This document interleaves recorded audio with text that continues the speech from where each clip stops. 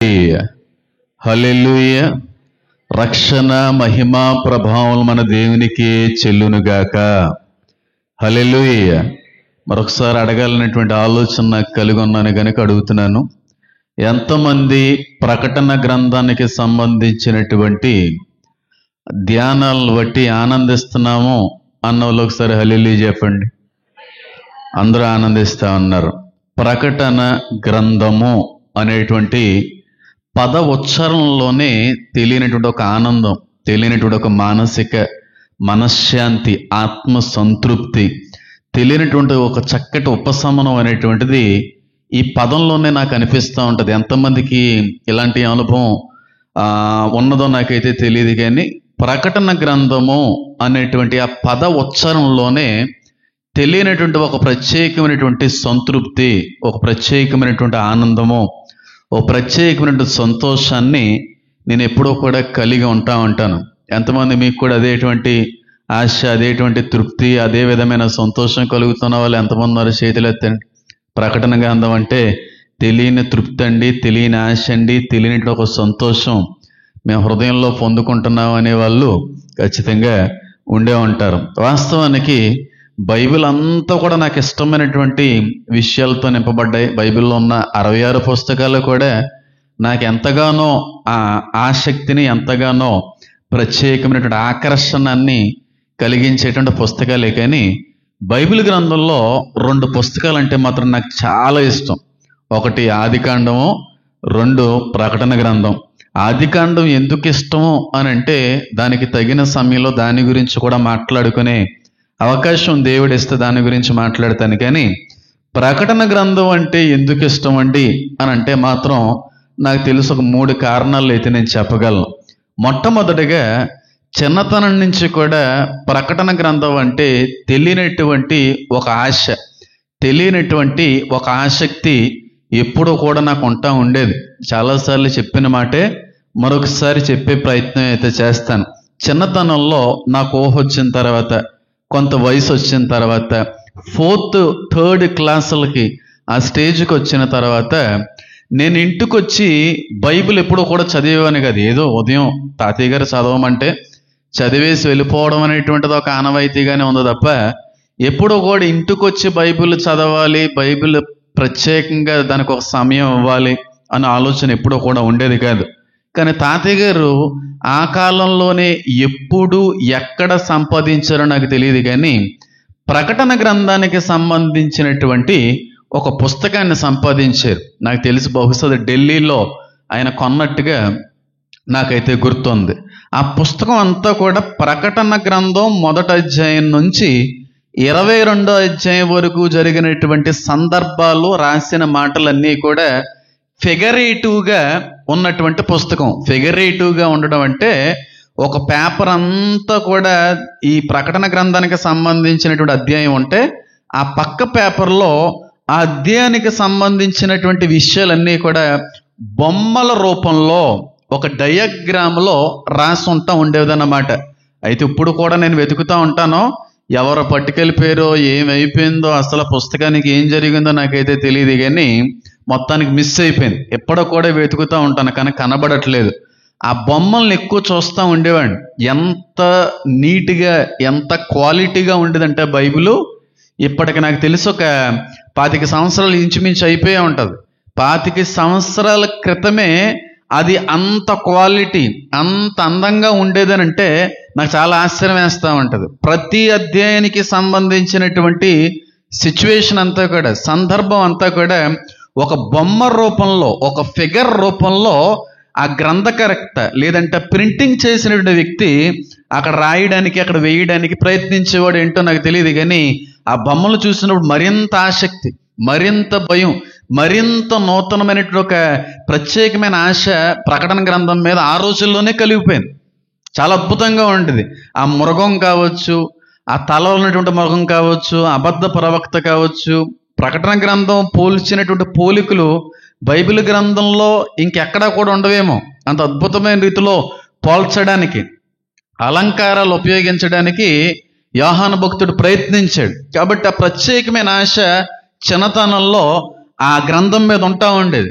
అయితే అది వదిలేద్దాం పోని. ఇంకా భయంకరమైనటువంటి, ఇంకా ప్రత్యేకమైన ఆశ ప్రకటన గ్రంథం మీద నాకు ఎప్పుడు కలిగిందంటే, ఒక యవ్వన దశకు వచ్చేటప్పటికి, ఒక 16-18 ఇయర్స్ వచ్చేటప్పటికి తాతయ్య గారి ద్వారాగా ఈ ఆసక్తి నాలో రేగబడింది అంటాను. ఎందుకే మాట చెప్తున్నానంటే, తాతయ్య గారు ప్రార్థనలో కనిపెట్టి సంఘానికి పేరు పెట్టాలనుకున్నారు. ఆ పేరు పెట్టాలనుకున్నప్పుడు దేవుని గొర్రె పిల్ల సంఘము, అంటే ఇంగ్లీష్లోనే దేవుడు స్వరం విన్నట్టుగా గాడ్స్ ల్యాంబ్ సౌదం అనేటువంటి పేరుని సంఘానికి పెట్టడం జరిగింది. తెలుగులో దేవుని గొర్రె పిల్ల పరిచర్య లేదంటే సంఘము, మినిస్ట్రీస్ అని వస్తూ ఉంటుంది. అయితే సంఘం పేరు కింద తాతయ్య గారు ప్రకటన గ్రంథానికి సంబంధించినటువంటి లేఖనాన్ని కోట్ చేశారు. అక్కడ 21-22 అధ్యాయం వచనాన్ని కోట్ చేసి ఉంచుతారు. ఆయన సాక్ష్యంలో కావచ్చు, క్యాలెండర్లో కావచ్చు, ఎక్కడ చూసినా సరే మీకు ఆ గొర్రెపిల్ల సంఘం కింద తాతయ్య గారు రాసుకున్నటువంటి రెఫరెన్స్ ఏంటంటే ప్రకటన 21-22. ఇంక ఏ దేవాలయంలో కూడా నాకు కనబడలేదు, గొర్రె పిల్లయే దానికి దేవాలయమే ఉన్నది అనేటువంటి వచనం. చాలా అద్భుతమైనటువంటి వచనం. నిజంగా వచనం యొక్క ఆంతర్యార్థాన్ని కానీ ప్రజలకు తెలియపరిస్తే నిజంగా ఇతను నిజమైన దేవుడిని చెప్పి నమ్మడానికి ఇంకా అవకాశం తీసుకోరన్నమాట. అంత అద్భుతమైనటువంటి వచనం అది. ఆ వచనం తాతయ్య గారు ఆ సంఘానికి సంబంధించినటువంటి పేరు కింద మాత్రమే ఉండేది అనుకుంటే కాదు. తాతయ్య గారు చనిపోయిన తర్వాత ఆయన పుస్తకాలు, ఆయన రాసుకున్న లెటర్లో ఆ పేపర్లన్నీ నేను ఎక్కువ చదువుకుంటున్నప్పుడు, పరిశీలించినప్పుడు ఈ రెఫరెన్స్ని ఎక్కువ రాసుకుంటా ఉన్నారు. ఆయన పేపర్లో చాలాసార్లు రెవల్యూషన్ అంటే REV అని మాత్రమే పెట్టుకునేవారు తాతయ్య గారు. 21-22 అనేటువంటిది చాలా పేపర్లో, చాలా పుస్తకాల్లో నేను గమనించడం అనేటువంటిది కూడా జరిగింది. దీన్ని బట్టి ప్రత్యేకమైనటువంటి ఆసక్తి, అభిప్రాయం మరింత పెరిగిపోయింది నాకు. ప్రకటన గ్రంథాన్ని ఏదో రకంగా ధ్యానించాలి, ఏదో రకంగా తెలుసుకోవాలి అనేటువంటి ఆశ, చిన్నతనంలో ఉన్నటువంటి ఆశకి కలవడం అనేది జరిగింది. ఇంకా ప్రత్యేకమైనటువంటి ఆసక్తి నాకు రేగింది. సేవలోకి వచ్చాను. సేవలోకి రావడంతోనే ప్రకటన గ్రంథాన్నే పట్టుకోవడానికి దేవుడు కృప చూపాడు. అయితే 2024 సంవత్సరం ఎండింగు, 2025 సంవత్సరం స్టార్టింగ్ డేస్లో నేను KR టీవీలో మాట్లాడడం జరిగింది. ఆ KR టీవీలో మాట్లాడుతూ నాకు తెలియకుండానే ఒక మాట పలకడం అనేది జరిగింది. ఏంటి అంటే ఆ మాట, ప్రకటన గ్రంథాన్ని చాలా బాగా వివరించగలను నేను. ప్రకటన గ్రంథం అంటే నాకు చాలా ఇష్టం. దాన్ని చాలా బాగా నేను వివరించినట్టుగా ఇంకెవరో కూడా వివరించబోరేమో అనేటువంటి మాట కూడా వచ్చేసింది. ఇదేంటి ఇలా మాట్లాడాను? నేను ఎప్పుడూ కూడా గర్వంగా మాట్లాడను, ప్రభువునందు అతిశయిస్తూనే మాట్లాడతాను. ఎందుకంటే నేను ట్రైనింగ్లు చేసి వాళ్ళ దగ్గర వీళ్ళ దగ్గర తిరిగితే ఆ గర్వం అనేటువంటిది ఎక్కడో చోట అంటుకుంది.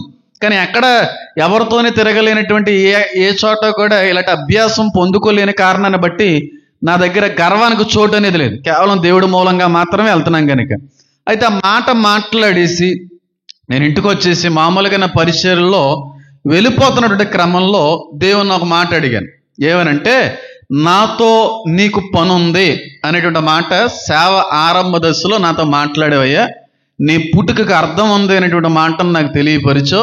అయితే ఏంటి నాతో పని అనేటువంటి విషయాన్ని దేవుని నేను అడిగినప్పుడు ఆయన మాట్లాడినటువంటి ఏకైక మాట ఏంటంటే, సంఘాన్ని సిద్ధపరచాలి, దేవుని యొక్క రాకడకు ప్రపంచాన్ని, లోకాన్ని సిద్ధపరచాలి, ప్రకటన గ్రంథాన్ని వివరించుటకు నేను నిన్ను నియమించుకున్నాడు ఆయన.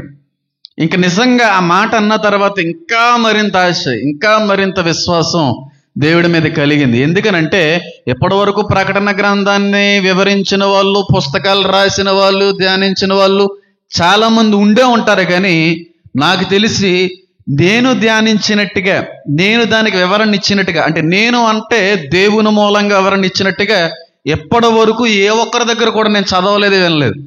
అంత అద్భుతమైనటువంటి వివరణ, అంత అద్భుతమైనటువంటి మర్మము, అంత అద్భుతమైనటువంటి సర్వ సత్యము ఏమో దేవుడు నా ద్వారాగా బయలుపరచడానికి దేవుడు కృప అందించాడు. కాబట్టి ఈ ప్రకటన గ్రంథాన్ని తీసుకొని వివరించడానికి గల కారణాలు ఎన్నన్నా ఉండొచ్చు, కానీ ఏకైక కారణం మాత్రం నా రాకడ అతి సమీపంగా ఉంది. కాబట్టి నువ్వు సిద్ధపడాలి, నీతో పాటుగా అనేక మందిని సిద్ధపరచాలంటే ఒక మనిషిని సిద్ధపరిచేటువంటి గ్రంథం ప్రకటన గ్రంథం మాత్రమే. ఒక మనిషిని, ఒక క్రైస్తవుని దేవుని యొక్క రాకడకు సిద్ధపరచగలిగేటువంటి ఏకైక గ్రంథం ఏదన్నా ఉందంటే ప్రకటన గ్రంథం.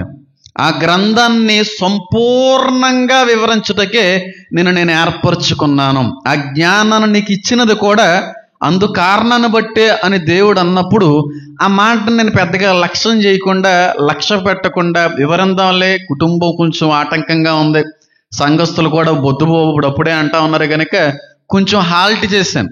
సామెతల గ్రంథంలోకి వెళ్ళడం అనేది జరిగింది. దేవుడు కోపం వచ్చింది, మొత్తడం అనేటువంటిది కూడా జరిగింది. కాబట్టి ఇంకా ఆలస్యం చేయాలనుకోవట్లేదు. ప్రకటన గ్రంథాన్ని ఎందుకు నువ్వు ఈ రోజున వివరించడానికి ఇష్టపడుతున్నావంటే నేను చెప్పేటువంటి ఏకైక కారణం ఏంటంటే ఆయన రాకడ సమీపించింది. మీతో పాటుగా లోకాన్ని సిద్ధపరచవలసినటువంటి బాధ్యత దేవుడు నాకు అందించాడు అనేటువంటి విషయాన్ని కొంత ఆలస్యంగా తెలుసుకున్నాను, కానీ మొత్తానికి మాత్రం తెలుసుకున్నాను. ప్రకటన గ్రంథము అనేటువంటి పదం, ప్రకటన గ్రంథం అనేటువంటి పుస్తకాన్ని చదవడానికి, ధ్యానించడానికి, వినడానికి భయపడుతున్నావంటే నువ్వు రాకడికి సిద్ధపడలేదని అర్థం. ప్రకటన గ్రంథ ధ్యానాలన్నా, ప్రకటన గ్రంథానికి సంబంధించిన వివరణ అన్నా, ప్రకటన గ్రంథాన్ని చదవడం అన్నా ఒక వ్యక్తి, ఒక క్రైస్తవుడు భయపడుతున్నాడంటే ఆ వ్యక్తి దేవుని రాకడకు ఇంకా సిద్ధపడలేదు. ఖచ్చితంగా ఆ వ్యక్తిలో ఏదో ఒక రకమైన లోటు ఉన్నప్పుడే ప్రకటన గ్రంథము అనేటువంటిది చదవడానికైనా ధ్యానించడానికైనా భయం పడుతూ ఉంటుంది. ప్రకటన గ్రంథం అనేటువంటి దాన్ని ధ్యానించడానికి ఆశ లేదు అంటే నీలో లోటు ఉందని అర్థం, నువ్వు దేవుని రాకడికి సిద్ధపడలేదని అర్థం. ప్రకటన గ్రంథాన్ని బట్టి భయం కాదు, మరింత ప్రేమ, మరింత ఆశ పుట్టాలి ప్రతి క్రైస్తవుడికి కూడా. ఎందుకంటే ప్రకటన గ్రంథం పేరెత్తితే భయపడేటువంటి వాడు ఎవడు? సాతానే, క్రైస్తవుడు కాదు. ఎందుకు భయపడతాడో సాతాను ప్రకటన గ్రంథం అనేటువంటి పేరెత్తితే అంటే సాతాను యొక్క అంతం ఆ గ్రంథంలో రాయబడింది, సాతాను యొక్క ముగింపు ఆ గ్రంథంలో రాయబడింది, సాతాను యొక్క అంతిమ రోజులు, అంతిమ క్షణం ఆ గ్రంథంలో రాయబడింది. కాబట్టి ప్రకటన గ్రంథం అనేటువంటి మాట సాతానికి ఇష్టం ఉండదు. ఆ గ్రంథాన్ని చదవడం అన్నా, ఆ గ్రంథాన్ని చదివేటువంటి వారన్నా, ధ్యానించేటువంటి వారన్నా, వాడి యొక్క అంతాన్ని తెలుసుకుంటున్నటువంటి వ్యక్తులన్నా వాడు చాలా బాధేస్తూ ఉంటాం. ఎందుకంటే వాడు అంతం ఉంది కనుక. కాబట్టి ఈ గ్రంథాన్ని చదవడానికి చాలా మంది భయపడుతూ ఉంటారు. దానిలో ఉన్నటువంటి రోగాలు వచ్చేస్తాయనేటువంటి ఆలోచనతో ముట్టడానికి ప్రయత్నించరు చాలామంది. కానీ దీన్ని నిజంగా ఆత్మతో ఆరాధిస్తూ, ఆత్మలో లీనమై దీన్ని ధ్యానించగలిగితే ఈ ప్రవచన గ్రంథములో ఉన్న వాటిని విని వాటి గైకొను వారు ఏమనుంది? ధన్యులు. అంటే బ్లెస్సింగ్ అన్నమాట. అంత దీవెన ఉంటుంది ప్రకటన గ్రంథం అనేటువంటిది. కాబట్టి మీరు సిద్ధపడాలి. మీకు తెలియచెప్పబడేటువంటి అనేక విషయాలను ఇతరులకు కూడా తెలియపరుస్తూ ఇతరులను కూడా మీరు ఏం చేయాలన్నమాట? సిద్ధపరచాలి. అయితే సంఘంతో పాటుగా యూట్యూబ్లో చూసేటువంటి వాళ్ళందరికీ కూడా నేను చెప్పేటువంటి విషయం ఏంటంటే ప్రతి తెల్లవారుజామున ప్రార్థనలు అనేటువంటివి మొదలు పెట్టాలి. ఆల్రెడీ మొదలు పెట్టారు యవన బిడ్డలో. అయితే మిగిలిన వారు కూడా తెల్లవారుజామున అంటే 4వ జామున ప్రార్థన కూడా మొదలు పెట్టడం అనేది ఎంతైనా సరే అవసరమో. 3 నుంచి 4 లేదంటే 3 నుంచి 5 మధ్య ఏ సమయమైనా, ఎంత సమయమైనా సరే తీసుకుని ఈ ధ్యానాలు ముగింపులోకి వచ్చేంత వరకు కూడా ఆ విధంగా వెళ్తే చాలా బాగుంటుందని నేను కోరుతున్నాను. అది యూట్యూబ్ సబ్స్క్రైబర్స్కే కాదు, సంఘం అందరికి కూడా నేను చెప్పేటువంటి విషయం. అలాగే ప్రకటన గ్రంథానికి సంబంధించిన ధ్యానాల ప్రారంభం నుండి ముగింపు వరకు కూడా అనుదిన వాగ్దానములన్నీ కూడా ప్రకటన గ్రంథానికి సంబంధించినవి మాత్రమే వస్తాయి. అంటే రోజు వాగ్దానాలు వస్తున్నాయి కదా మన చర్చి నుంచి, ఆ వాగ్దానాలన్నీ కూడా ప్రకటన గ్రంథానికి సంబంధించినవి వస్తాయి. బయట గ్రంథాలకి, బయట పుస్తకాలకు సంబంధించినవి రావు. కాబట్టి చాలా మందికి షేర్ చేయండి. దాన్ని బట్టి అనేక మంది దేవుని రాకడ సిద్ధపరచబడతారు. అలాగే 3వదిగా ఈ ధ్యానాలు మొదలు పెట్టేటువంటి సమయంలో మీకు ఒక మంచి సలహాని, ఆత్మీయ ఎదుగుదల కొరకు ఉపయోగపడేటువంటి ఒక మంచి అభిప్రాయాన్ని చెప్పే ప్రయత్నం చేస్తాను. ప్రతిరోజు కూడా ప్రకటన గ్రంథంలో ఒక అధ్యాయాన్ని చదవడం అనేటువంటిది మొదలు పెట్టండి. ప్రతిరోజు కూడా. అయితే మామూలుగా మీరు బైబిల్ కార్డుల్లో చదువుకుంటున్నారు కదా, చదువుకోండి. కానీ ప్రతిరోజు సాయంత్రం ఒక 10 నిమిషాలు ప్రకటన గ్రంథానికి మీరు వెచ్చించాలి. అంటే ఈరోజు 1వ అధ్యాయం అంతా పూర్తి చేయండి, రేపు 2వ అధ్యాయాన్ని పూర్తి చేయండి. అలాగే రోజుకు ఒక అధ్యాయం కింద చదువుకుంటూ పూర్తి చేసే ప్రయత్నం అయితే చేయండి. ఇలా కానీ చదువుకుంటూ మనం వెళ్ళిపోతే సంవత్సరానికి ప్రకటన గ్రంథాన్ని 16 సార్లు చదివిన వాళ్ళు అవుతాం. 16 సార్లు. 7 వస్తుంది. 16 అనగా 7 సంపూర్ణమైన సంఖ్య. ప్రకటన గ్రంథంలో 54 సార్లు 7 అనేటువంటి మాట ఉపయోగించబడతా ఉంటుంది. 7 అనేటువంటి సంఖ్య. అలాగే నాకు ఫేవరెట్ నెంబర్ కూడా 7, నా కార్ నెంబర్ 7, నా ఫోన్ నెంబర్ 7. కాబట్టి అలాగనే ఏం కాదు, యూదులకు ప్రత్యేకమైనటువంటి పరిశుద్ధమైనటువంటి సంపూర్ణమైన సంఖ్యగా వాళ్ళు భావిస్తూ ఉంటారు కనుక ప్రకటన గ్రంథంలో కూడా ఉన్నది కనుక 16 సార్లు పూర్తవుతాయి. ఈ రోజు నుంచి మీరు మొదలు పెడితే సంవత్సరం ముగింపు లోపలికి ప్రకటన గ్రంథాన్ని మీరు 16 సార్లు చదివేసినట్టు అవుతారన్నమాట. అది మీకు చాలా మంచిది. చాలా ఆత్మీయంగా ఎదుగుతారు. దేవుని కొరకు ప్రత్యేకమైనటువంటి ఒక పాత్రలుగా కూడా కట్టబడతారు. కాబట్టి ఈ నిర్ణయంలో కూడా మీరందరూ ఒకవేళ మొదలు పెడితే చాలా బాగుంటుందని నా యొక్క అభిప్రాయం. ఎంతమంది చేయాలనుకుంటున్నారు? ప్రతిరోజు ఒక అధ్యాయాన్ని ప్రకటన గ్రంథం నుంచి చదువుతామండి ఈ రోజున మొదలు అన్న వాళ్ళు చేతులు ఎత్తండి. ఎత్తట్లేదు కొంతమంది. ఏమ్మా చదవడం రాదు మీకు? మరి ఎత్తండి అందరూ ఒకసారి. చదువు రాని వాళ్ళు ఎవరన్నా ఉంటే పక్క వాళ్ళతో చదివించుకునేటువంటి ప్రయత్నం చేయండి. ఇంచుమించుగా అందరూ చదువుకున్నవారే. కాబట్టి ప్రకటన గ్రంథం అనేటువంటిది ఈ రోజు మొదలు ఒక్కొక్క అధ్యాయాన్ని మొదలుపెట్టి పూర్తి చేసేటువంటి ప్రయత్నం అయితే చేయండి. కాబట్టి ఈ విషయంలో కూడా మీరు ముందుకు వెళ్ళాలి. తెల్లవారుజామున ప్రార్థన ఖచ్చితంగా ఉండాలి. ప్రతిరోజు ప్రకటన గ్రంథానికి సంబంధించిన అధ్యాయాన్ని ధ్యానించాలి. అలాగే ప్రకటన గ్రంథానికి సంబంధించిన అనుదిన వాగ్దానాలను కూడా అనేక మందికి పంచేటువంటి విషయంలో కూడా మీరు ముందుండాలని నేను కోరుకుంటున్నాను. అయితే ఈ రోజున ప్రకటన గ్రంథాన్ని ముట్టుకొని నేను ప్రకటన గ్రంథాన్ని ఏమి ముట్టుకొని దాని వివరణ ఏమి ఇచ్చే ప్రయత్నం చేయండి. కానీ ఈరోజు తర్వాత వచ్చేటువంటి మెసేజ్లో కొన్ని ఇంట్రడక్షన్లు ఉంటాయి, కొన్ని పరిచయాలు ఉంటాయి. ఇప్పటికి చాలాసార్లు పరిచయం ఇచ్చారు కదని మీరు అనుకోవచ్చు, కానీ ఎప్పుడూ కూడా ఇలాంటి పరిచయం నేను ఇవ్వలేదు.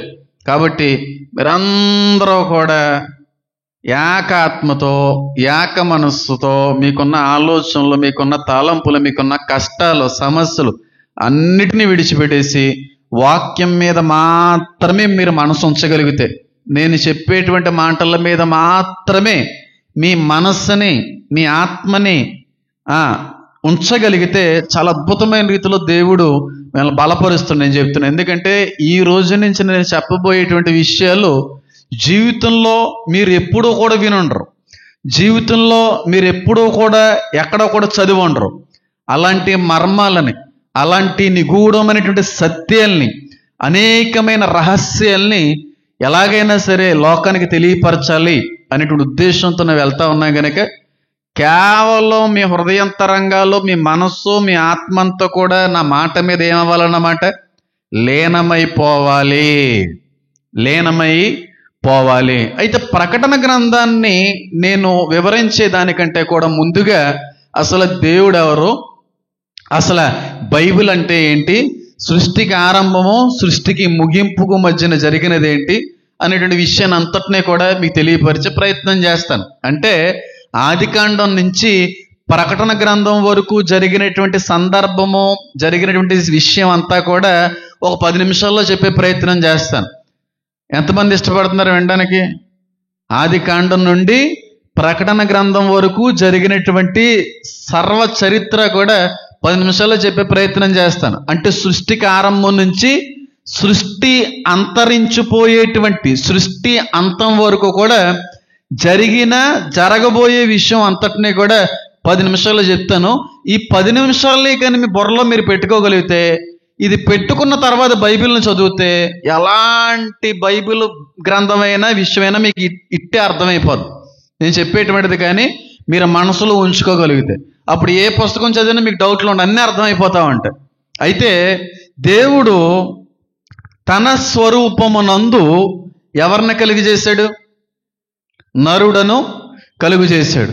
ఏ రోజున కలుగు చేశాడు? 7వ రోజున కలుగు చేశాడా?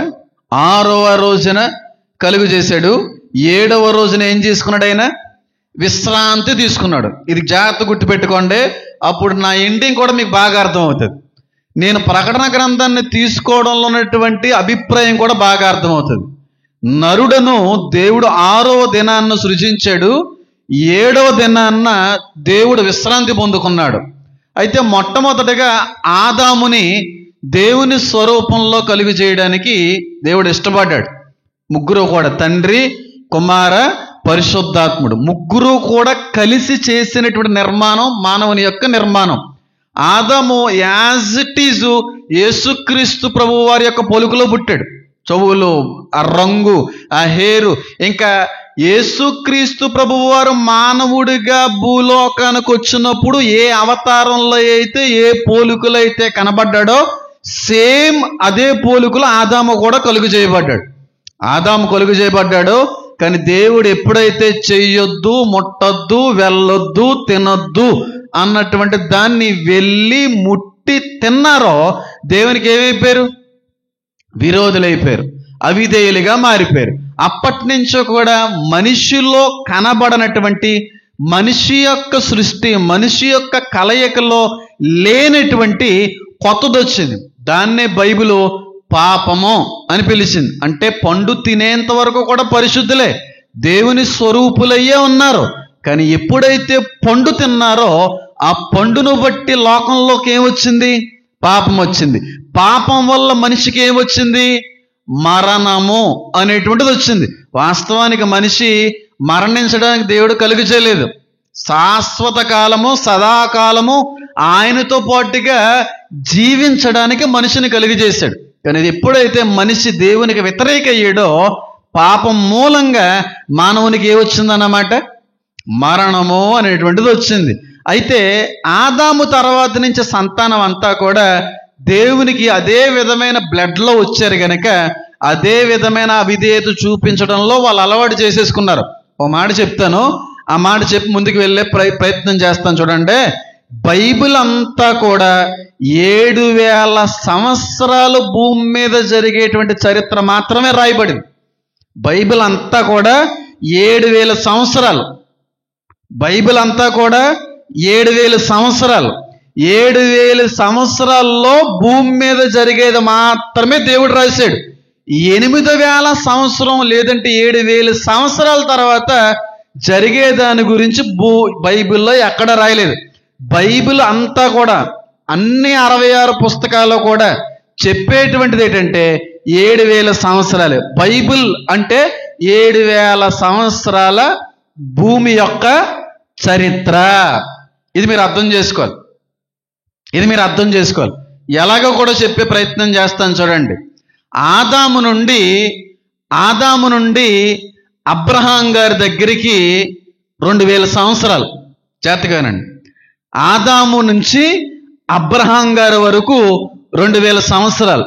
అబ్రహాము నుండి దావీదు వరకు 1000 సంవత్సరాలు. అంటే ఎన్ని సంవత్సరాలు అయింది?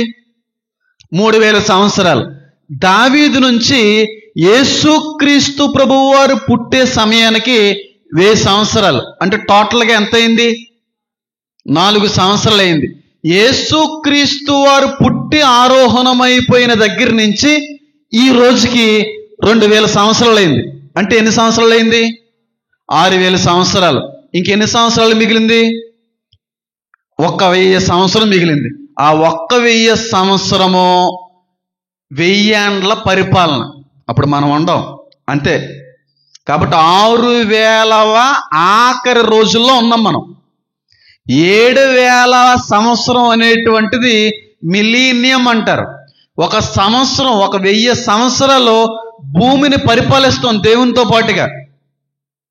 ఆ 7,000వ సంవత్సరంలోకి అడుగు పెట్టాలంటే 6,000వ సంవత్సరం ముగింపు నాటికి ప్రపంచం అంతా కూడా నాశనానికి సిద్ధపడుతుంది అన్నమాట. అంటే ఆఖరి 7 సంవత్సరాల శ్రమకాలం 6000 సంవత్సరాల ఆఖరి భాగంలో రాబోతుంది. ఇంకా మనకు 1000 సంవత్సరాలే ఉందనుకోవడానికి కాదు, 1000 సంవత్సరాలు ఆయన పాలించబోతున్నాడు. మనకున్నది కొన్ని సంవత్సరాలు మాత్రమే. మనం ఆల్రెడీ 6000వ సంవత్సరంలో ఉన్నాం. ఇంతకంటే పెద్ద ఆధారం నేను చూపించలేను.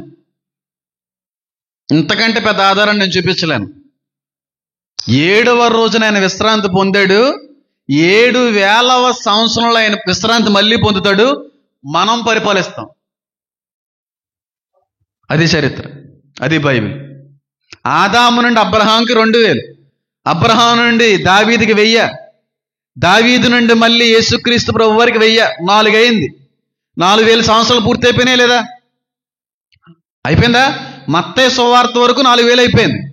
మత్తయి సువార్త అంటే యేసుక్రీస్తు ప్రభు వారి యొక్క జనన మరణ పునరుద్ధానం నుండి ఇప్పటికి ఎన్ని సంవత్సరాలు అయింది? 2000 సంవత్సరాలు అయింది. ఇంకో 1000 సంవత్సరాలే ఉంది. ఆ 1000 సంవత్సరాలు పరిపాలన జరుగుతుంది. ఇప్పుడు చెప్పండి, దేవుని రాకడికి ఇంకా సమయం ఉందా? మనం 6000వ సంవత్సరం ఆఖరి 10 సంవత్సరాల్లో ఉన్నాం. ఆఖరి 10 సంవత్సరాలు. 7000 సంవత్సరాలు భూమి మీద జరిగేటువంటి చరిత్ర మాత్రమే బైబిల్ రాయబడింది. 7000 సంవత్సరాల పరిపాలన తర్వాత జరిగేటువంటి దాని గురించి జస్ట్ హింటి చుదిలేశాడు దేవుడు. నూతన యెరూషలేము అని చెప్పి అంతవరకే. తర్వాత ఏం జరుగుతుంది? ఆయన యొక్క సృష్టి, ఆయన యొక్క నిర్మాణము, ఆయన యొక్క ఆలోచన విధానం తర్వాత ఏ విధంగా ఉంటుందో నాకు తెలియదు. 6000 సంవత్సరాలు ఉన్నాము. 6000వ ఆఖరి దశలో ఉన్నాం. ఏ సమయంలోనూ రావచ్చు. కొన్ని క్యాలిక్యులేషన్స్ ప్రకారంగా నేను ఒక వీడియో కూడా చేయడం జరిగింది. 2031 సంవత్సరానికి 7 సంవత్సరాల శ్రమకాలం పూర్తి అవ్వాలి అని చెప్పి. అంటే దాన్ని బట్టి మీరు అర్థం చేసుకోండి. అయితే 2025, 2026 మధ్య కల్లా 6000 సంవత్సరాలు పూర్తి అవుతున్నట్టుగా కొన్ని లెక్కలు తెలియపరుస్తున్నాయి. కొన్ని లెక్కల ప్రకారంగా నేను చెప్పేటువంటిది 2025 ఏప్రిల్, 2026 ఏప్రిల్కి మధ్యలో 6000 సంవత్సరాలు పూర్తి అవకాశం ఉందని కొన్ని లేఖనాలు కొన్ని లెక్కలు చెప్తా ఉన్నాయి. 7000వ సంవత్సరం ప్రారంభ దశకి మనుషులుగా ఉండం, మనం మహిమ శరీరాలు దాలిస్తాం. దేవునితో పాటుగా ఇక్కడ 7000వ సంవత్సరం అంతా కూడా మనం పరిపాలిస్తాం. ఆయన రెస్ట్ తీసుకుంటాడు. ఆది కాండానికి ప్రకటన గ్రంథానికి లింక్ ఉందా లేదా? 1000% లింక్ ఉంది. దాన్ని పరిశీలిస్తే అన్ని బయటపడిపోతాయి. ఈ 2 పుస్తకాలు అంటే చాలా ఇష్టం, నాకు చాలా పిచ్చి. మొదటి 10 అధ్యాయులు ఆది కాండం అయితే ఇంక పిచ్చి అన్నమాట. అందులోనే బోల్డ్ అన్ని లెక్కలేనన్ని మర్మాలు, రహస్యాలు దాగున్నాయి.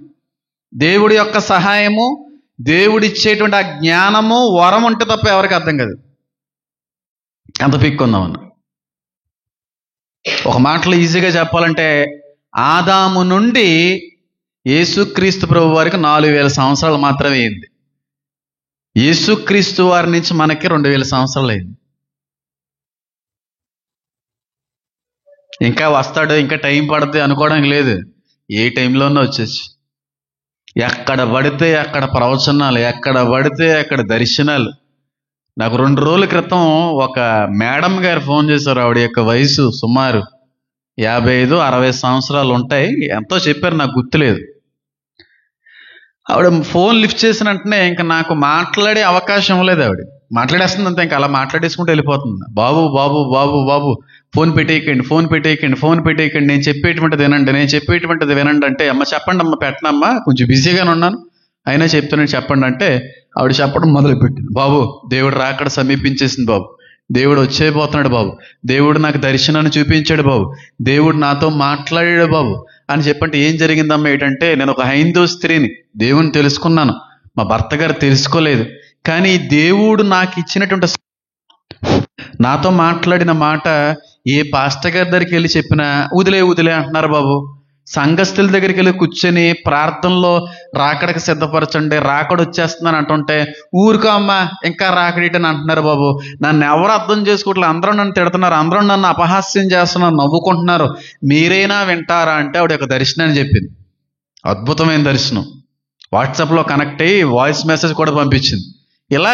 ఇలా జరుగుతున్నటువంటివి, దేవుని రాకడ వస్తున్నటువంటి దర్శనాలు, స్వరాలు, ప్రవచనాలు ప్రపంచవ్యాప్తంగా 3 నెలల నుంచి చాలా ఎక్కువైపోయింది. అంత్యదినముల్లో నా ఆత్మను నీ బిడ్డల మీద ఏం చేస్తానన్నాడు ఆయన?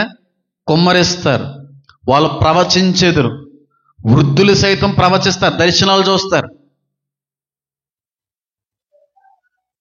100 కాదు, 100% నేను స్టాంపేసి చెప్పగలను. దేవుని రాకడ సమీపించేసింది. దేవుడు రాకడ సమీపించింది. మనం సిద్ధపడాలి, అనేక మందిని సిద్ధపరచాలి, లేకపోతే చాలా తీవ్రమైనటువంటి పరిస్థితుల్లో విడవబడతాం. తెలియనటువంటి ఒక ఘోష, తెలియనటువంటి ఒక భయం, ఒక ప్రత్యేకమైనటువంటి హెచ్చరింపు, గద్దింపు అనుదినం నేను పొందుకుంటున్నాను. ఉండబట్టలేకపోయినా చెప్పకుండా. రిస్క్ అయినా పర్లేదు, సాతాను యొక్క ఒత్తిడి, శోధన, శ్రమ ఎంత ఎక్కువైనా పర్లేదు, కానీ చెప్పవలసింది చెప్పక తప్పట్లేదని ముందుకు వెళ్ళిపోవడం జరుగుతూ ఉంది. 6000వ సంవత్సరంలో ఉన్నాం. 6000 సంవత్సరం పూర్తి చేసుకోవడానికి కొన్ని సంవత్సరాలు మాత్రమే ఉంది. కొన్ని సంవత్సరాలు మాత్రమే. 7000వ సంవత్సరపు 1000 ఏండ్ల పరిపాలన అంతా మనం చేయం. అప్పుడు అర్థం చేసుకోండి. బైబిలు 7000 సంవత్సరాల చరిత్ర మాత్రమే. 7000 సంవత్సరాల చరిత్ర మాత్రమే. అంతకు మించి ఎక్కువ రాయలేదు, తక్కువ రాయలేదు. బైబిల్ అబద్ధం ఆడుతుందా? బైబిల్ లేనిటువంటిది ఏమైనా రాస్తుందా? లేని వాటిని ఇందులో కలపొద్దన్న దేవుడు కలుపుతాడా? ఉన్న వాటిని తీసేస్తాడా? తీయొద్దన్నాడు. ఒకవేళ తీస్తే ఏమొద్దన్నాడు? ఈ గ్రంథంలో ఎవరెవరైతే ఏ రోగాలు తెగులతో చచ్చారో అవన్నీ నీకు వస్తాయి.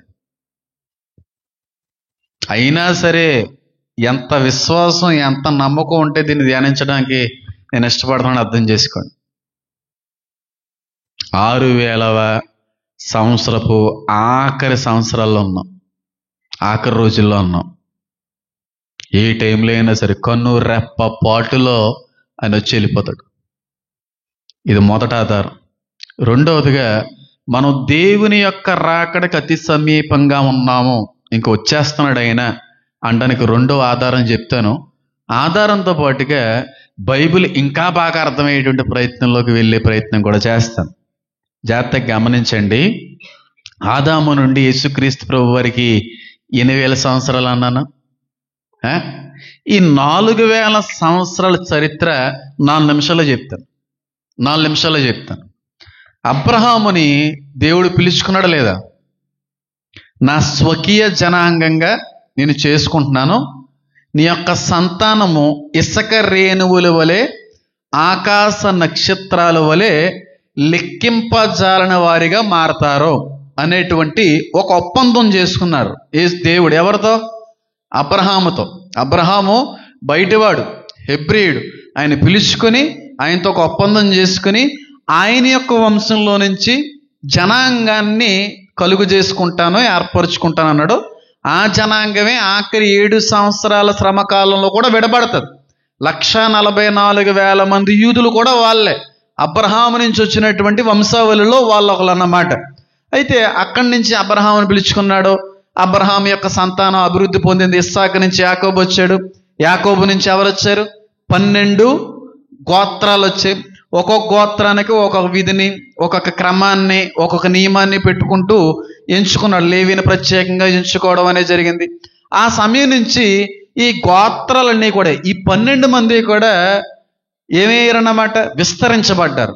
అంటే అధికమైనటువంటి జనాంగంగా, అధికమైనటువంటి ప్రజలుగా వాళ్ళు విస్తరించడం అనేటువంటిది జరిగింది. విస్తరించడం అనేటువంటిది జరిగిన తర్వాత అప్పటికే పాపంలో పుట్టారు కనుక దేవుడికి అవిధేయులుగా నడవడానికి ప్రయత్నించారు. దేవుడు చెయ్యాలి, దేవుడు వీళ్ళని వాడుకోవాలి, దేవుడు అనుకున్నట్టుగా వీళ్ళని చూడాలి అనుకోవడం అనేటువంటి కష్టతరం అయిపోయింది. చాలా ఇబ్బంది అయిపోతుంది దేవుడికి. దేవుడేమో ఈ జనాంగాన్ని, యూదుల్ని అందరినీ ఏకరీతిగానే ప్రేమిస్తున్నాడు. మనం యూదులం కాదు, కానీ యూదుల్ని ప్రత్యేకంగా ఏర్పరచుకున్నాడు. ఎందుకు ప్రత్యేకంగా ఏర్పరచుకున్నాడు అని అంటే, ఈ ధ్యానాల ముగింపులోపు నేను అంతగా చెప్తాను. మీరు దాన్ని అంగీకరించి జీర్ణించుకున్నా జీర్ణించుకోకపోయినా నేను మాత్రం చెప్తాను. వాళ్ళ స్వకీయ జనాంగం, దేవుడికి ప్రత్యేకమైన జనాంగంగా యూదుల్ని ఎంచుకున్నాడు ఆయన. మనం కూడా అక్కడి నుంచి వచ్చిన వాళ్ళమే, మనం యూదులం కాదు. నోవాహు దగ్గర వచ్చినటువంటి ఆ పిల్లల నుంచి చరిత్ర మారిపోయింది. మనుషులు ప్రపంచవ్యాప్తంగా పడ్డారు. కానీ అబ్రహాము వేరేగా నియమించబడ్డాడు. అక్కడి నుంచి వచ్చిన జనాంగం అంతా యూదులు అన్నమాట.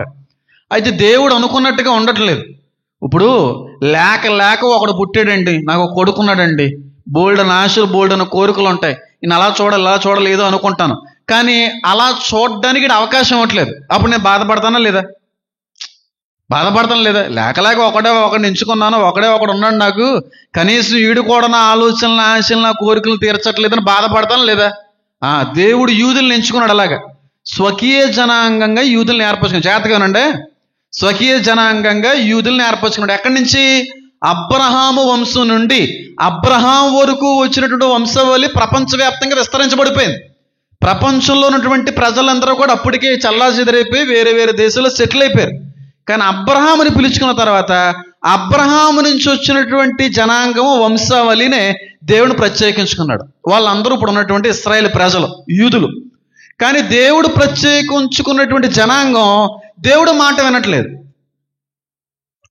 మీకు అర్థమవుతుందా లేదా? మనం అబ్రహాం కంటే ముందు చరిత్రలోనే మన పితరులందరూ కూడా ప్రపంచవ్యాప్తంగా చల్లాచెదరైపోయారు. అక్కడి నుంచి వచ్చిన జనాంగం మనం. అబ్రహాం నుంచి వచ్చిన వాళ్ళం కదా మనం. అబ్రహాం కంటే ముందున్నటువంటి పూర్వీకుల నుంచి వచ్చిన వాళ్ళు. షేము, హాము, యాపేతుల గురించి అన్నాం కదా, అక్కడి నుంచి వచ్చిన జనాంగం. అయితే అబ్రహాం నుంచి వచ్చినటువంటి జనాంగాన్ని ఆయన ఏర్పరచుకున్నాడు. కానీ ఆ జనాంగం దేవుడి యొక్క మాటకి విధేయత చూపట్లేదు. దేవుడు బాధపడినప్పుడు దేవుడి ఈ జనాంగం అంతటనే కూడా బలపరచడానికి, ఎక్కువ జనాంగంగా మార్చడానికి 430 సంవత్సరాలు ఐగుప్తులో ఉంచాడు. ఎందుకు ఉంచాడంటే అక్కడ సంఖ్య ఉత్పత్తి పెంచడానికి. బయటికి వెళ్ళారనుకో వాళ్ళని వీళ్ళు చేసేసుకుంటారు పెళ్ళిళ్ళు, అవునంటారా కదంటారా? బయట ఉన్నారనుకో ఏం చేద్దరు, అన్ని జాతులతోని పెళ్లి చేసేసుకుందరు వీళ్ళు, అన్ని జాతులతో మిళితం అయిపోయారు. కాబట్టి ఆ జాతి ఏమైపోదును, నాణ్యత కోల్పోద్ది. ఆ జాతిని కాపాడడానికి, ఆ జాతి యొక్క నాణ్యత పాడైపోకుండా ఉండడానికి, జనసంఖ్యని పెంచడానికి ఐగుప్తులో 430 సంవత్సరాలు దేవుడు ఆ జాతిని భద్రపరిచి విస్తరింపజేశాడు. ఇంచుమించుగా ఒక 20 లక్షల మందిని చేశాడు. ఆ జాతి 20 లక్షల మందిని ఆయన అనుకున్నటువంటి వాగ్దాన భూమి అంటే ఇశ్రాయేల్ దేశం. ఇప్పుడు ఇశ్రాయేల్ దేశం ప్రపంచానికి, భూమికి మధ్యలో ఉంది, నడిబొడ్డున ఉంది. భూమికి సెంటర్ పాయింట్ ఇశ్రాయేల్ దేశం. అక్కడ తీసుకుని వచ్చి ఆ భూమిలో ఆ జనాంగాన్ని నిలబెట్టాలనుకున్నాడు. ఎందుకు నిలబెట్టాలనుకున్నాడు? 7 సంవత్సరాల శ్రమకాలంలో జరిగేటువంటిది అంతా కూడా ఆ ప్రాంతంలోనే జరుగుతుంది. అంత్యక్రీస్తు వచ్చేది అక్కడికే, యేసుక్రీస్తు ప్రభు వారికి వచ్చేది కూడా అదే ప్రదేశానికి. ఆ ప్రదేశంలో ఆ జాతిని సెటిల్ చేయాలనుకున్నాడు. ఎంతమందికి అర్థమవుతుంది? అర్థం కాకపోతే ఇంకా అర్థమయ్యేలా చెప్పే ప్రయత్నం చేస్తాను.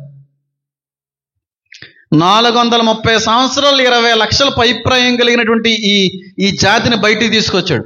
బయటికి తీసుకొని రావడంతోనే ఆలస్యం చేయలేదు ఆయన. ఏం చేశాడు? ఆయన వచ్చేసాడు కిందకి, సీనాయి పర్వతం మీదకి వచ్చేసి జాతి కలుషితం అయిపోకుండా, జాతి నాణ్యత కోల్పోకుండా ఉండడానికి, జాతి దేవునికి అనుగుణంగా నడవడానికి నియమాలు పెట్టాడు. దాన్ని ధర్మశాస్త్రం. మోషేకి ఇచ్చాడు ధర్మశాస్త్రం లేదా? ధర్మశాస్త్రాన్ని ఇచ్చాడు. ఆ ధర్మశాస్త్రానికి అనుగుణమైన రీతిలోనే మీరు జీవించాలి, ఆ నియమాలు పద్ధతులని మీరు ఆచరించాలని పెట్టుకొచ్చాడు. సరే ప్రభా, సూపర్ ప్రభా, దేవుడే వచ్చేసాడు ఏకంగానే. అయ్యో దేవుడి స్వకీయ జనాంగమా, నాకంటే ఇంకా భాగ్యవంతులు ఎవరో అని చెప్పి సంతోషించారు. కొన్ని రోజులకి అదే జనాంగం పడిపోవడం జరిగింది. పాపంలో పడిపోయి వద్దన్న వాళ్ళని పెళ్లి చేసుకుంటూ, అన్ని దేవతలు పూజిస్తూ, విగ్రహారాధనలకు అలవాటు అయిపోతుంటే దేవుడు కోపం వచ్చింది. మోషే కూడా అప్పటికే కాలం చేశాడు. అయితే దేవుడు కోపం వచ్చి, దేవుడు మోషే తర్వాత కొంతమందిని ఏర్పరచుకున్నాడు. కొంతమందిని ఏర్పరచుకున్నాడు. న్యాయాధిపతులను ఎంచుకున్నారు. వాళ్ళే ఎంచుకున్నారు. వాళ్ళకి న్యాయం తీర్చేట్టుగా సరైన క్రమంలో నడిపించడానికి ప్రయత్నించారు. న్యాయాధిపతుల వల్ల కూడా ఇశ్రాయేలు జనాంగం దేవుడికి లోబడేటువంటి జాతిగా మారలేదు. దేవుడు కోపం వచ్చేసి న్యాయాధిపతులు పంపించిన అవ్వలేదని చెప్పంటే రాజులను పంపించాడు.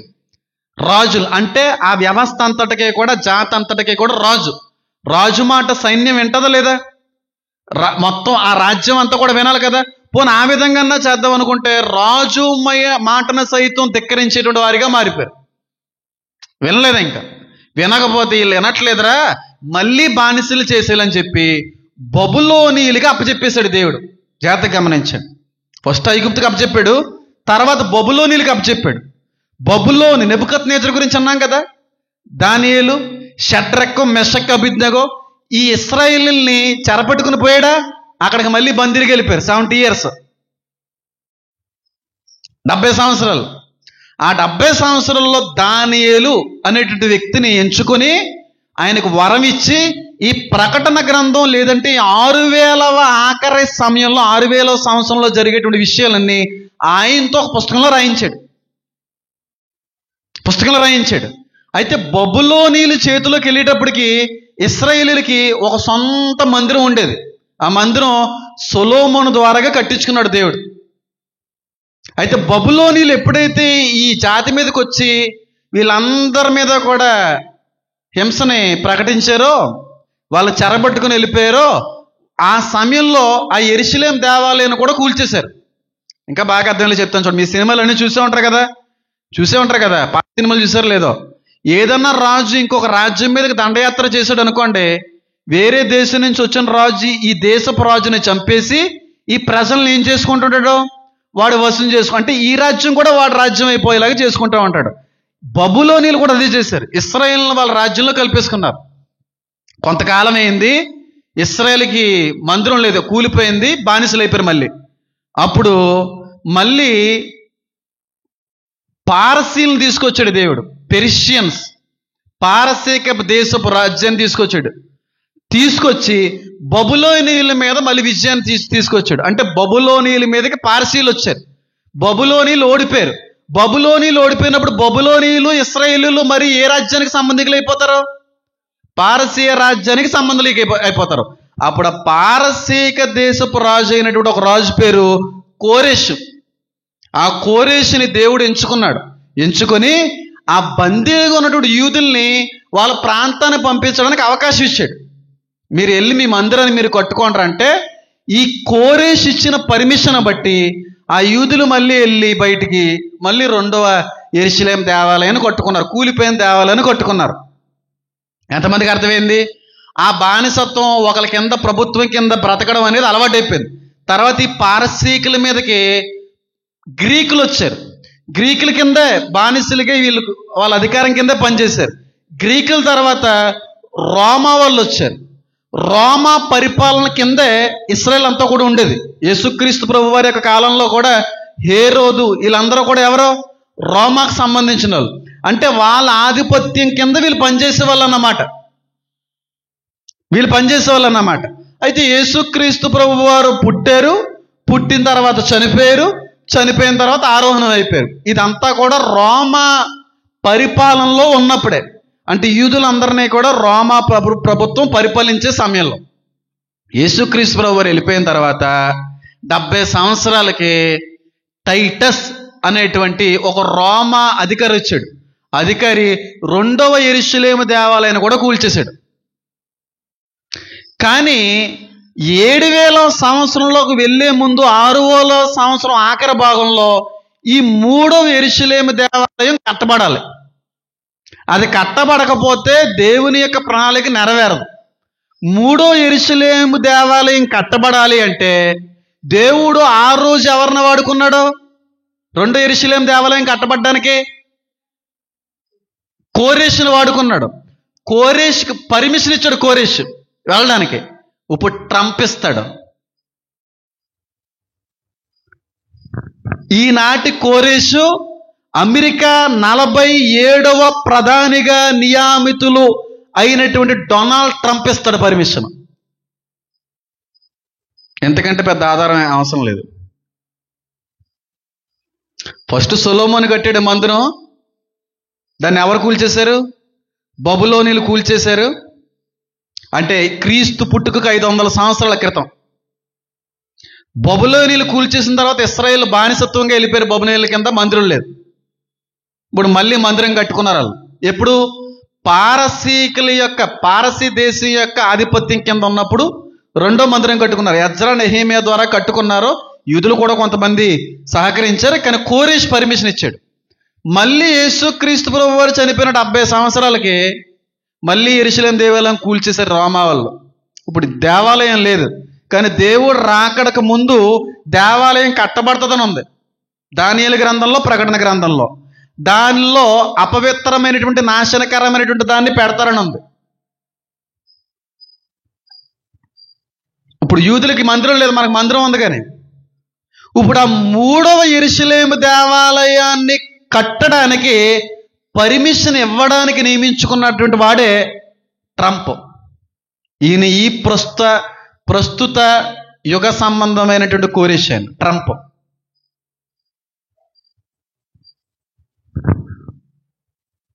మూడో యెరూషలేము దేవాలయానికి పర్మిషన్ ఇచ్చేది ట్రంపే. మొన్న 19వ తారీఖునే ప్రమాణ స్వీకారం చేశాడు ఆయన.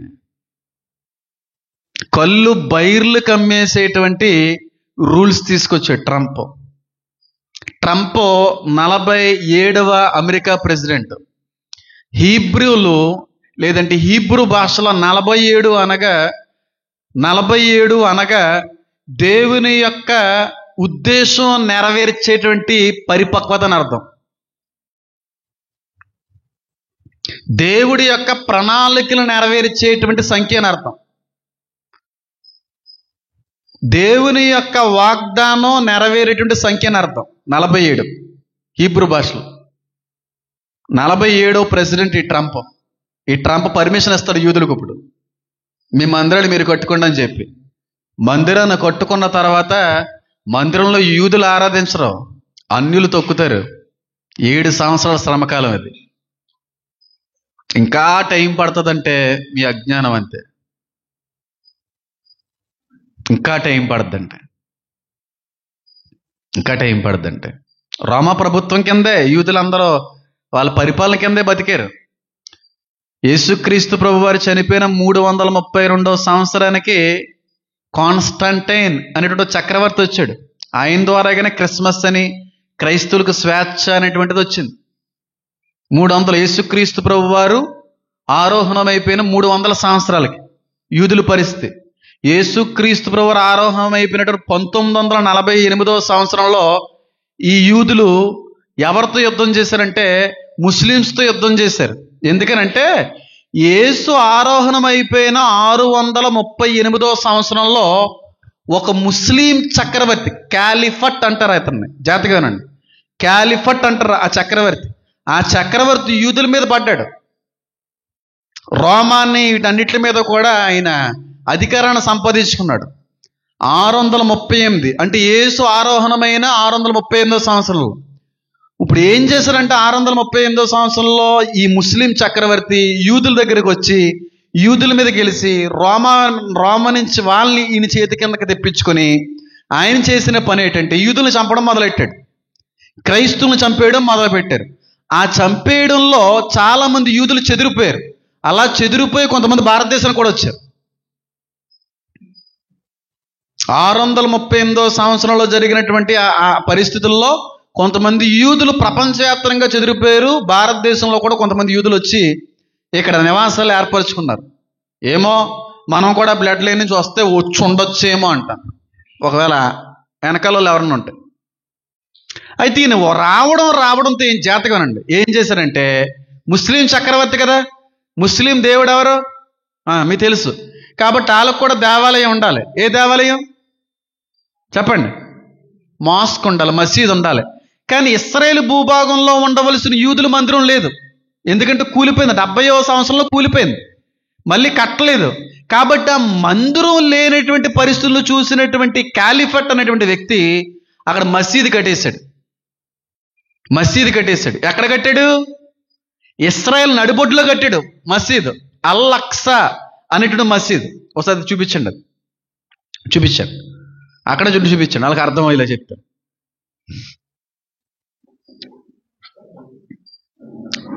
అదిగో అదంతా ఇశ్రాయేల్ దేశం, చాలా చిన్న దేశం అది. ఆ ఇశ్రాయేల్ దేశంలో బంగారు రంగులో కనబడుతున్న గోపురం ఉంది చూడండి, చిన్న ఇలాగా గోపురంలో ఉందో చూడండి, ఏలెట్టు చూపించు, కనబడుతుందండి. ఈ 638వ సంవత్సరంలో ఈ ముస్లిం చక్రవర్తి ఆ మసీదుని కట్టాడు. ఆ మసీదు కట్టింది ఆ చక్రవర్తి. ఎక్కడ కట్టాడు? యూదులు మందిరం ఉండవలసిన చోటన కట్టాడు.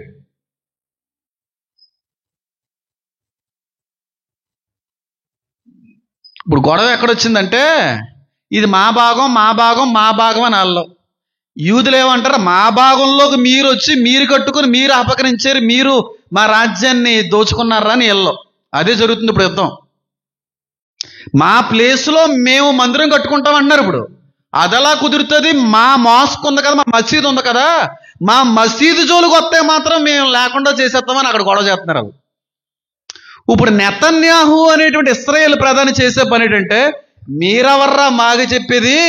మా భాగం ఇది అబ్రహాం మాకు ఇచ్చాడు, మా దేవుడు మాకు ఇచ్చాడు, మీరు మధ్యలో వచ్చి మీ మసీదుని కట్టారు, తీసి పాడేస్తాం, ఆ ప్లేసులో మేము ఖచ్చితంగా మందిరాన్ని కడతాం, ఎవరు ఆపుతారో చూద్దామని చెప్పి ఆ దేశంలోకి వచ్చినటువంటి ఉగ్రవాద సంస్థల్ని, ముస్లిం జనాంగాన్ని చెల్లా చెదురు చేసేస్తున్నాడు ఇప్పుడున్న నెతన్యాహు. అది ఆ ప్లేసులో ఇశ్రాయేల్ దేవాలయం కింద గోడను చూడండి, ఏలు పెట్టి చూపించు. ఇదంతా గోడమ్మ, అదంతా గోడే. దేవాలయం ఒక గోడ మాత్రమే మిగిలింది. ఆ టైటస్ వచ్చి కూల్చేసిన తర్వాత గోడ తప్ప ఏం మిగలలేదు. 1948లోనే ఎప్పుడో భూకంపం వచ్చింది, ఆ గోడ కూడా కూలిపోయింది. చిన్న గోడ ఉంటుందంటే అక్కడ వెస్టర్న్ వాల్ అంటారు దాన్ని. తాత దగ్గర వెళ్ళి ప్రార్థన చేసి నా పేరుతో ఈ సేవకుడు కావాలని చెప్పి లెటర్ అందులో పెట్టారని చెప్పాను చూడండి, ఆ వెస్టర్న్ వాల్లో. అదంతా ఇశ్రాయేల్. ఆ మధ్యలో ముస్లిమ్స్ వచ్చి మసీదు కట్టారు. ఎలా ఉంటుంది? ఎలా ఉంటుందండి? నేను ఎందుకు చూపిస్తున్నాను తెలిసి అన్నీ? ఖచ్చితంగా బైబిల్ నిజమని, బైబిల్ దేవుడు నిజమని, ప్రకటన గ్రంథంలో రాయబడిన ప్రతి మాట కూడా నెరవేరబోతుందని మీకు రుజువుపరచడానికి. ఒకసారి అలా టర్న్ చేసి చూపించు సార్ అందరికీ ఆ మసీదుని. ఒక చూపించే, వాళ్ళకి ఒక ఐడియా ఉంటుంది ఫాస్ట్గా. 638వ సంవత్సరంలో ఆ ముస్లిం చక్రవర్తి యూదుల్ని తన ఆధిపత్యంలోకి తీసుకుని మందిరం కూలిపోయినటువంటి స్థలంలో, మందిరం లేదు కదా మనకి, అక్కడ మసీదు కట్టాడు. ఇప్పుడు మనం మందిరం కట్టాలంటే మసీదు ఏం చేయాలి చెప్పండి? కూల్చేయాలి. కూల్చేస్తారంటే ప్రపంచ దేశాల్లో ఉన్నటువంటి ముస్లిం దేశాలు, ముస్లింలు ఊరుకుంటారా? ఆ మసీదు మీద ఏలు పడిందా ఇశ్రాయేల్ లేకుండా చేస్తామంటున్నారు.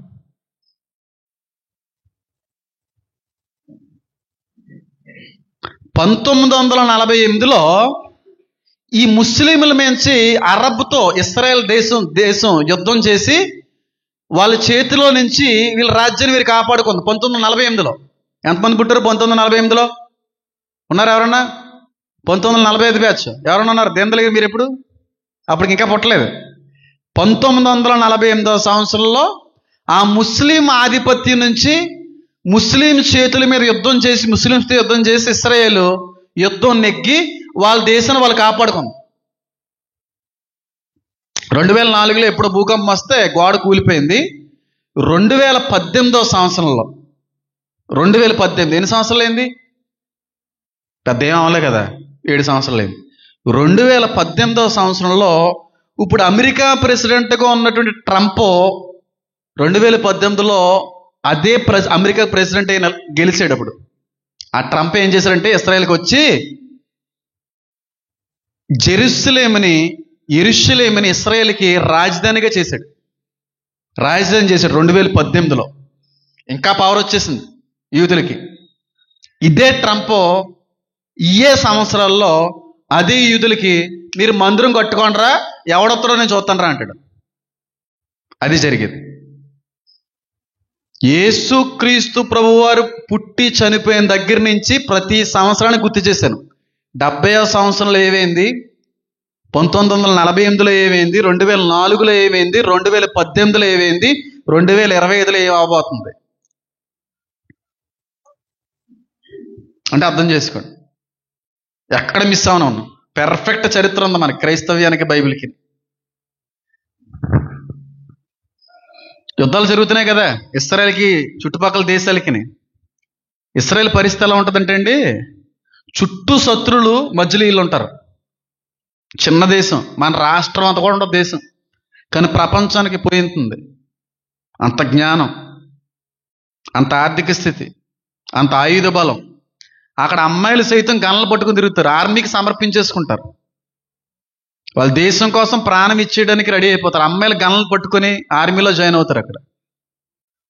ఇప్పుడు అదే ట్రంప్ 2018 సంవత్సరంలో ఇస్రాయేల్కి యెరూషలేముని రాజధానిగా ప్రకటించిన ఏ ట్రంప్ అయితే ఉన్నాడో అదే ట్రంప్ మళ్ళీ నెగ్గాడు. ఇప్పుడు అమెరికా ప్రెసిడెంట్ ఆయనే. ఇదే ట్రంప్ ఇచ్చేటువంటి మాట ఏంటంటే, ఇశ్రాయేల్ ప్రజలారా, నెతన్యాహు మీ మందిరాన్ని మీరు కట్టుకోండి. ముస్లింస్ ఊరుకుంటారా? ఊరుకోరు. అప్పుడు జరిగేటువంటి పరిస్థితి ఏంటంటే, 19వ తారీఖు అంటే ఎన్ని రోజులు అయింది ఇప్పటికి? 3 రోజులు అయిందా? 3 రోజుల క్రితమే ఇదే ట్రంప్ ఏమన్నాడంటే, నెతన్యాహుకు ఫోన్ చేసి అర్జెంటుగా సీజ్ ఫైర్ని ఆపే. అంటే చుట్టుపక్కల ముస్లిం దేశాల్లో ముస్లిం ప్రజలందరన్నా కూడా గెంటేస్తున్నాం, వాళ్ళ దేశాలకు వాళ్ళు పారిపోయేట్టుగా చేస్తున్నాం, ఆ క్రమంలో చాలా మంది చచ్చిపోతున్నారు, కాబట్టి ఆ యుద్ధం ఆపే, ఆ పద్ధతి ఆపే అంటే నెతన్యాహు ఏమనంటే ఆపే ప్రసక్తే లేదు. ఎవరైతే మా భూభాగాన్ని ఆక్రమించుకున్నారో వాళ్ళు వెళ్ళిపోయేంత వరకు ఏ భాగాన్ని కూడా నేను వదిలిపెట్టనని చెప్పి లేపుకుంటా పోతున్నాడు. ట్రంప్ చెప్పినా సరే. ఇప్పుడు ట్రంప్ ఏం చేస్తాడంటే, ట్రంప్ క్రీస్తు భక్తుడు, క్రైస్తవుడు. ఏం చేస్తాడంటే ఆపనంటున్నాడు, ఇశ్రాయేల్ ప్రధాని నెతన్యాహు యుద్ధాన్ని ఆపనంటున్నాడు.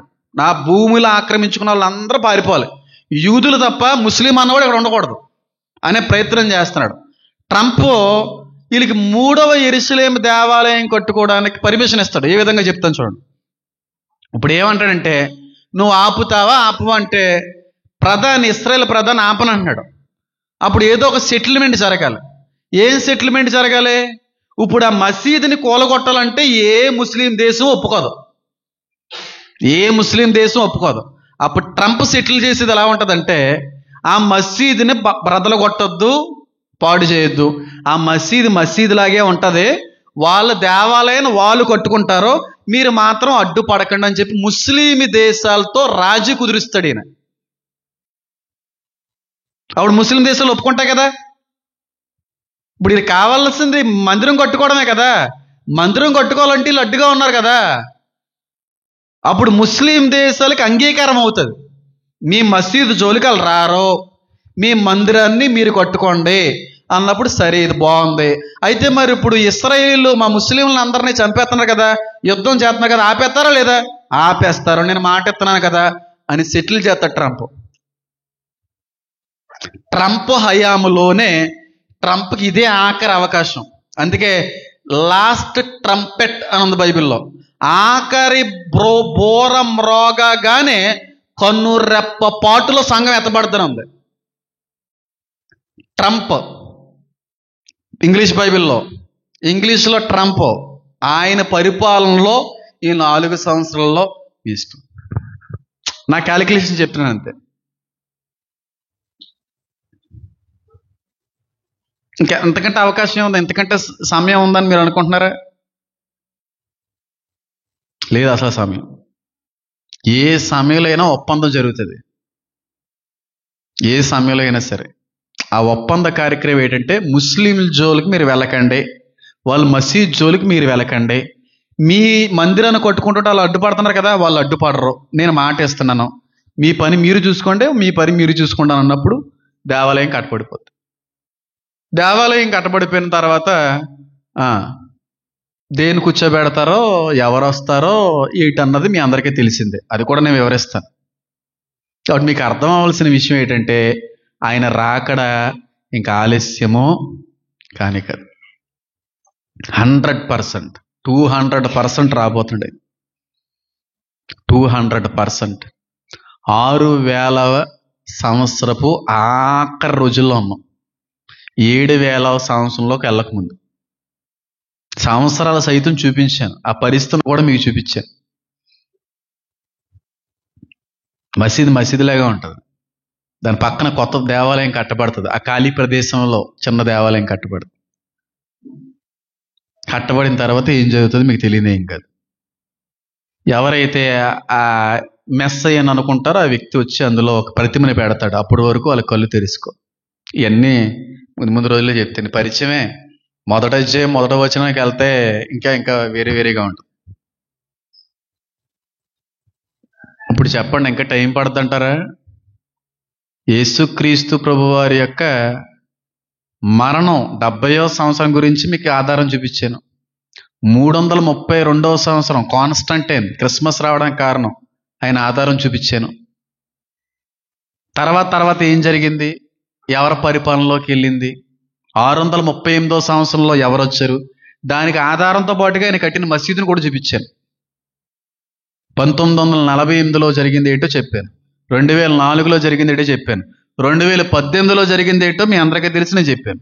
2025-26లో జరిగింది ఏంటో కూడా మీకు అర్థం కావాలి. 7000వ సంవత్సరంలో మనం ఉండం, వేరే వాళ్ళు ఉంటారు, వాళ్ళు పరిపాలిస్తాం. సమయం లేదు. నేను అంటాను,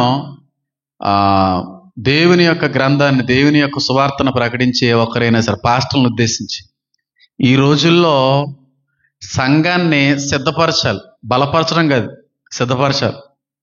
దేవుని రాకడకు సిద్ధపరచాలి. అంటే ప్రతి సేవకుడు, ప్రతి పాస్టర్ కూడా దేవుని యొక్క రాకడకు సిద్ధపరిచేటువంటి సందేశాలు ఇవ్వాలి. ఈ రోజులు బట్టి బలపరచడం ఇవన్నీ తర్వాత విషయం, ఫస్ట్ సిద్ధపరచాలి. అందుకే నాకు ఈ మీటింగ్స్ నన్ను ఎవరు పిలిచినా సరే నేను వెళ్ళేవాడిని కాదు. ఇప్పుడు ఎవరు పిలిచినా వెళ్తున్నాను, ఎవరు పిలిచినా డేట్ ఇచ్చేస్తున్నాను. కానీ వాళ్ళని అడిగేటువంటిది ఒకటే, అన్యులు వస్తారా లేదా? అన్యులు వస్తారంటే ఎక్కడికైనా వస్తాను నేను. ఎవరు ఫోన్ చేసినా అందరికీ డేట్ ఇస్తున్నాను, నేను అందరి దగ్గరికి వస్తానని మాట ఇస్తున్నాను. కానీ అడిగేది ఒకటి, అన్యులు వస్తారా లేదా? నేను ఎక్కడికి వెళ్ళినా రాకడకు సంబంధించిన సిద్ధపరిచేటువంటి సందేశాలను ఇచ్చుకుంటూ వెళ్తాను. ఎందుకంటే నాకు అర్థమైంది, ఆయన ఆలస్యం చేయక త్వరగా వచ్చున్నాడు. 4000 సంవత్సరాల వరకు జరిగిందంతా మీకు చెప్పాను.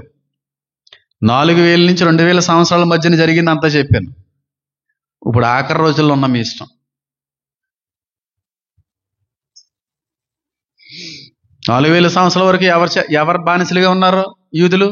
ఫస్ట్ ఐగుప్తులు, తర్వాత బబులోనీలు, తర్వాత చెప్పాలి పారసీలు, గ్రీకులు, రోమీలు, తర్వాత 4000 తర్వాత యేసుక్రీస్తు ప్రభు వారి యొక్క కాలం తర్వాత, ఆయన వెళ్ళిపోయిన తర్వాత ఇస్లాం చేతిలోకి వెళ్ళింది, ఖలీఫట్ అనేటువంటి వ్యక్తి చేతిలోకి. తర్వాత వీళ్ళు భూభాగాన్ని వీళ్ళు కాపాడేసుకున్నారు, వీళ్ళు రాజ్యాన్ని వీళ్ళు కాపాడుకున్నారు. 2018 కల్లా రాజధాని కూడా ఏర్పాటు చేసుకున్నారు. 3వ దేవాలయం కట్టబడాలి, దానియేలు చెప్పిన దేవాలయం. దానికి సమయం లేదు. ఏ 2018వ సంవత్సరంలో అయితే యూదులకి సానుకూలంగా ఉన్నాడో అదే వ్యక్తి మళ్ళీ నెగ్గాడు. ఇప్పుడు ఇదే ఆఖరిసారి పోటీ చేయడం ట్రంప్. అదే వ్యక్తి మళ్ళీ హ్యాపీగా యూదులకి మందిరం కట్టుకోండి అని పర్మిషన్ ఇస్తాడు. లేదు, ఆయన ఎప్పుడన్నా రావచ్చు. ఈ లోపు 19వ ప్రకటన గ్రంథంలో కూడా మాట ఉంటుంది, ఆల్రెడీ ఉన్నవాడు మళ్ళీ వస్తాడు, కానీ కొంతకాలం ఉన్న తర్వాత ఇంకొకటి వస్తాడని ఉంటుంది. ఆ కొంతకాలం ఉండి వెళ్ళిపోయేది ట్రంపే. అయితే చంపేస్తారో, లేదంటే ట్రంప్ ప్రభుత్వం చేస్తున్న సమయంలోనే రాకడొచ్చి ఎత్తబడుతుంది. కనబడ్డ ట్రంప్, నువ్వు నేను ఎవరం కనబడం. దేవుని యొక్క వాగ్దానాన్ని నెరవేర్చేటువంటి సంఖ్య 47. Promising, God's fulfilment of promising అని అర్థం. 47 ప్రెసిడెంట్ ట్రంప్ గారు. ఇంకా చాలా చెప్పాలి, కానీ ఎక్కువ తీసుకోను. ప్రకటన గ్రంథానికి గంట లోపే ఉంటుంది, కానీ గంట ఎక్కువ అస్సలు చెప్పను.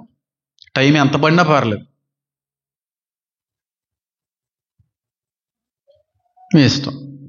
మేము ఇంకా టైం పడుతుందండి మారడానికి, మా ఆలోచనలు, మా కోరికలు చంపుకోవడానికి టైం పడుతుందండి, మారు మనసులోకి రావడానికి టైం పడుతుందండి, బాప్తీసం తీసుకోవడానికి టైం పడుతుందంటే, టైం పడితే పడిన ఈ లోపు ఆయన వచ్చి వెళ్ళిపోతే మాత్రం నువ్వు ఉంటావు ఇక్కడ. మళ్ళీ చెప్తున్నాను, 7000 సంవత్సరాలు జరిగేటువంటి విషయాన్ని బైబిల్ రాసింది. ఎక్కువ తక్కువ రాయలేదు. 7,000వ సంవత్సరంలో మనం ఉండం. 6,000వ సంవత్సరం ఆఖరి క్షణం వరకు మనం ఉంటాం. మనం ఉన్నది ఆఖరి క్షణము, ఆఖరి దినం. ట్రంప్ వచ్చాడు కాబట్టి ఇంకా ఎక్కువ ఒక రకమైనటువంటి ఆశ పెరిగిపోయింది. ట్రంప్ని చంపేస్తారు, లేదంటే ట్రంప్ ఉన్నటువంటి అధికార సమయంలోనే సంఘం ఎత్తబడుతుంది. ట్రంప్ ఉండడు, కనబడ్డు. ఆ సమయంలో రావలసినోడు వస్తాడు. కానీ ట్రంప్ మాత్రం ఒక వ్యక్తికి పొజెస్ అయిపోతాడు. అవన్నీ తర్వాత చెప్తాను. చాలా మందికి ఇది అర్థం అవట్లేదు. 47వ ప్రెసిడెంట్, 47వ సంఖ్యని యూదులు ఏ విధంగా చూస్తారనేది కూడా తెలియదు.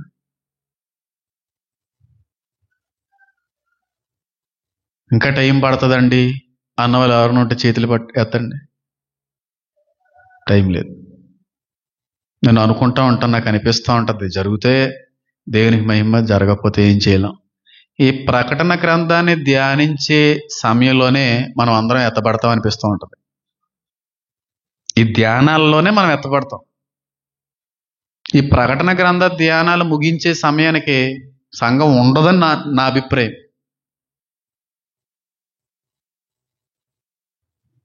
ఈ ధ్యానాలు ముగించే సమయానికి సంఘం ఉండదు. ఈ ధ్యానాల మధ్యలోనే సంఘం ఎత్తపడాలి. సంవత్సరాలతో, ఆధారాలతో, చక్రవర్తుల యొక్క పేర్లతో 2018వ సంవత్సరాన్ని కూడా చూపించాను మీకు. నేను ఏం చేయను, టైం లేదు. మీ కుటుంబాల్లో ఇంకా ఎవరన్నా రక్షణ నియమితం ఉంటే నడిపించండి. ఇంకా టైం ఆలస్యం చేస్తాం, ఇంకా టైం ఉంటుంది అనుకుంటే మీ ఇష్టం.